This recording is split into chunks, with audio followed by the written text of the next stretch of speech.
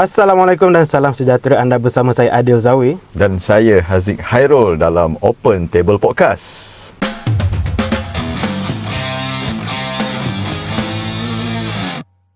Okey, Zik, untuk episod kita pada kali ini kita akan bersidang tentang lebih kepada ilmiah lah. Ya, betul. Lebih kepada ilmiah. So kita get a bit serious kot for this episode. Betul. Dan dengan tujuan itu, kita ada special guest jemputan kita pada hari ini, Ustaz Iman. Ustaz Iman. Assalamualaikum warahmatullahi wabarakatuh. Waalaikumsalam warahmatullahi Ustaz. wabarakatuh. Apa khabar? Baik. Alhamdulillah. Baik. Agak rasa nervous sedikit lah. Agak nervous sedikit lah. Kita lebih proper kot. Ya, proper betul. kot, kan? Ini kita. So untuk Ustaz, pernah buat podcast macam ni ke? Belum, ini pertama kali lah. Oh. So samalah kita dulu juga kan. So Jadi terima kasih lah menjemput. terima kasih sudi meluang masa dengan kita lah pada hari ini. Betul. So pada penonton kita, mungkin Ustaz boleh bagi sedikit salam pengenalan. Siapa Ustaz Iman ini? Boleh. Bismillahirrahmanirrahim. Jadi saya bernama Muhammad Nur Iman lah. Muhammad Nur Iman bin Nur Azman. Biasa orang panggil Ustaz Iman lah. Jadi saya sekarang ni berkhidmat sebagai imam di Masjid Nurul Saadah di Kampung Ceras Baru. Okey. Dan juga sebagai pengurus jenazah lah. Itu speciality dia. Pengurus jenazah. Okey. Okey. Menarik di situ. Itu pun boleh jadi satu topik. Topik. Boleh insya-Allah. InsyaAllah. Okey. Berapa lama dah dekat masjid ni? Masjid bermula tahun 2020 lah. 2020. Jadi ni tahun ke-7 lah. Tahun ke-7. Oh, okey. So far okey, alhamdulillah. Alhamdulillah semua okey lah. Alhamdulillah. Lancar. InsyaAllah. Okey. Okey. So kita rasa kita akan cuba untuk mulakan series yang baru, which is kita nak explore ataupun deep dive into Al-Quran. Betul. Explore dia punya meanings dan sebagainya. So Untuk topik yang kita akan bawakan pada hari ini, Adil? untuk topik yang kita akan bawa kepada hari ini, kita akan mulakan dengan surah apa itu, Ustaz? Baik, insyaAllah untuk hari ini kita akan mula dengan surah Ad-Duha lah. Okay, kita mula dengan surah Ad-Duha. Sebab apa kita mula dengan surah Ad-Duha kan? Jadi sebab untuk permulaan ni lebih baik kita take it slow lah.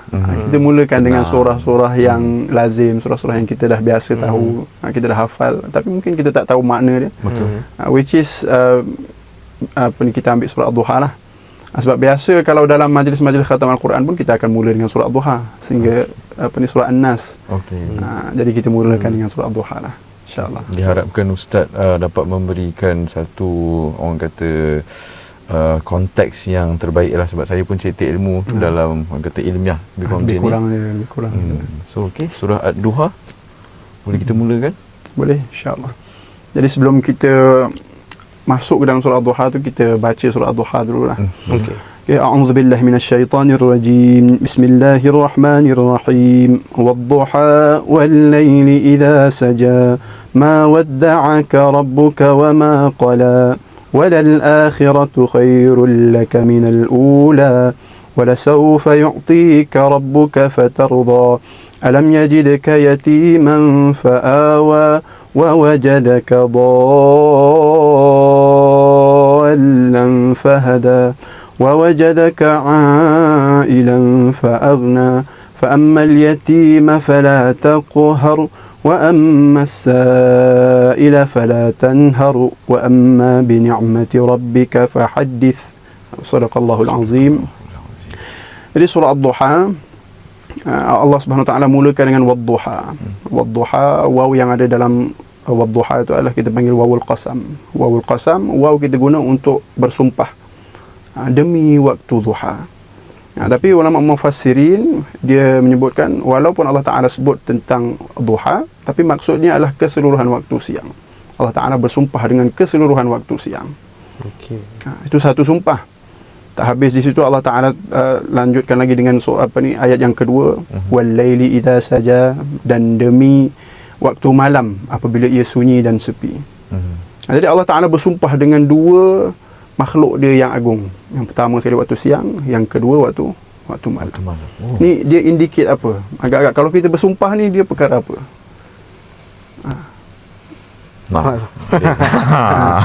Kalau kita dalam percakapan kita sehari-hari kan kita bersumpah. Nak menunjukkan apa? Macam Kita percaya kepada kita committed kepada benda tu, Committed kita kepada benda serius tu. kepada benda tu mungkin. Serius. Menunjukkan benda tu benda yang penting. Okey. Dan Allah Ta'ala bukan bersumpah sekali, 2 kali. Hmm. 2 kali Allah Ta'ala bersumpah nak menunjukkan betapa pentingnya perkara yang Allah Ta'ala akan sampaikan. Ma wadda'aka rabbuka wa ma qala. Maksudnya apa? Wahai Muhammad, Tuhanmu tidak pernah meninggalkanmu, Tuhanmu tidak pernah membenci kepadamu. Agak-agak kenapa sampai Nabi SAW perlu dengar? Perlu dengar Allah Ta'ala kena nafikan Allah Ta'ala tak pernah tinggalkan Nabi, Allah Ta'ala tak pernah benci pada Nabi. Maknanya ada speciality. tak ada, memang Nabi SAW dah ada prasangka macam tu. Adakah Allah Subhanahu Wa Ta'ala tinggalkan aku? Adakah Allah Subhanahu Wa Ta'ala benci kepada aku? Ada doubt tu. Ada doubt tu. Sebab apa ada doubt tu? Dia berlaku satu peristiwa yang disebut sebagai asbabun nuzul, yang mana Nabi SAW berada dalam keadaan yang sangat sedih. Kita pun pernah sedih juga kan? Ya. Betul. Jadi sedih kita tu macam mana? Sesedih apa kita yang pernah kita rasa, pernah kita experience? Mungkin kehilangan seseorang. Kehilangan seseorang. Itu kan? mungkin lah sedih dia tu. Tapi sedih Nabi SAW, sedih yang sangat sedih sampai Nabi SAW sakit. Sakit tu sakit yang macam mana? Sakit tu sampai Nabi SAW yang biasanya bangun malam untuk solat, Nabi SAW tak mampu lagi nak bangun solat. Ni physically dia sakit.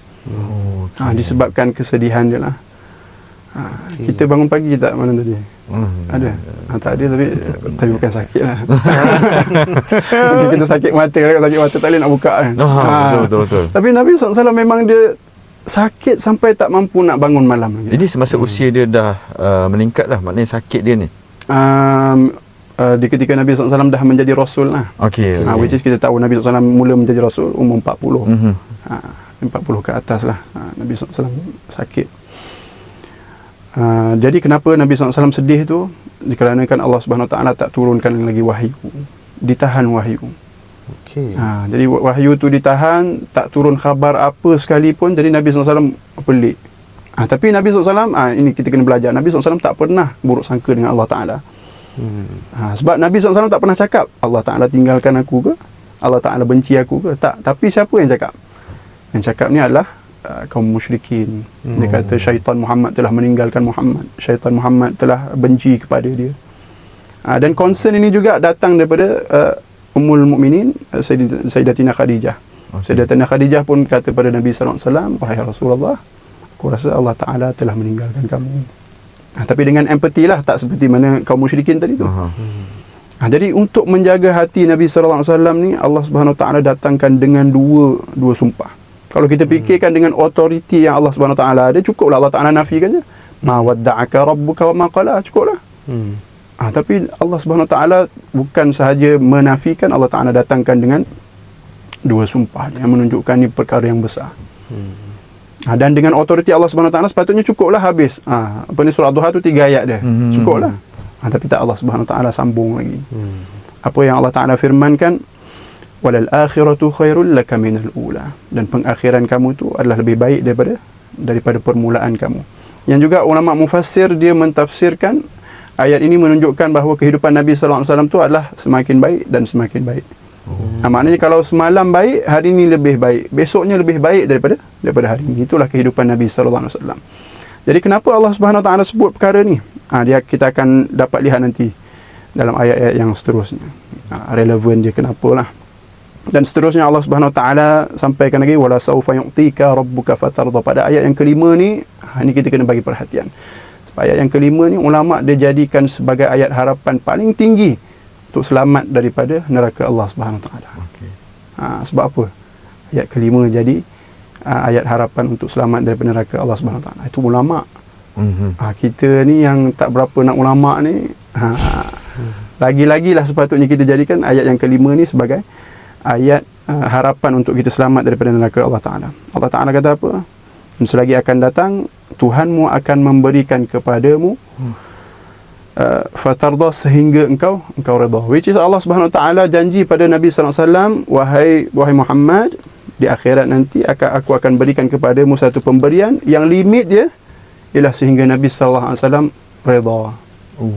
Kita kalau Allah Subhanahu Taala, okeylah, jangankan Allah Subhanahu Taala, katakan kita jumpa teko tu kan, kita gosok keluar jin.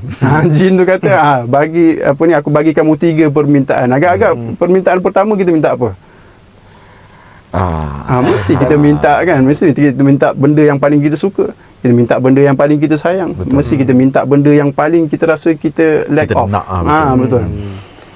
Jadi Nabi SAW ni, kalau kita jangankan kata Allah Subhanahu Taala, jin yang bagi kita 3 permintaan tu pun mesti kita minta apa? Bagi cuba contoh. Saya mungkin nak kaya aku kan. Nak kaya kan. Adil? Selalu first thought tu probably duit lah kan. Duit. Manusia kan.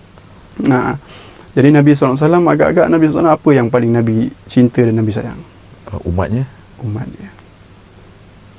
Nabi SAW sangat sayang umat dia. Jadi Allah Subhanahu Wa Taala janji dekat akhirat nanti Allah Taala akan bagi pemberian, yang pemberian ni limit dia sehingga Nabi SAW redha. Agak-agak Nabi SAW sakit hati tak, ataupun terguris tak hati Nabi kalau nampak umat dia berada dalam api neraka? Terguris. Sebab Nabi SAW sangat sayang pada umat dia. Betul. Jadi di sinilah letaknya janji Allah Subhanahu Wa Taala untuk beri pada Nabi SAW syafaat dia. Syafaat Nabi SAW yang boleh mengeluarkan kita daripada api neraka Allah Subhanahu Wa Taala. Betapa besarnya Nabi Muhammad punya syafaat lah. Kalau ikutkan. Betul. Value yang sangat tinggi aku rasa. Ya betul. Sebenarnya dah lama tak dengar konteks yang macam ni kan. Rasa terdetik sebenarnya kalau ikutkan. Dah lama tak dengar. Benda yang berat lah. Betul. Saya rasa dengan itu kita boleh berehat seketika mungkin. Kita sambung lagi in part 2. Boleh? InsyaAllah. Lama Ustaz saya tak dengar benda macam ni Ustaz. Allahu Akbar.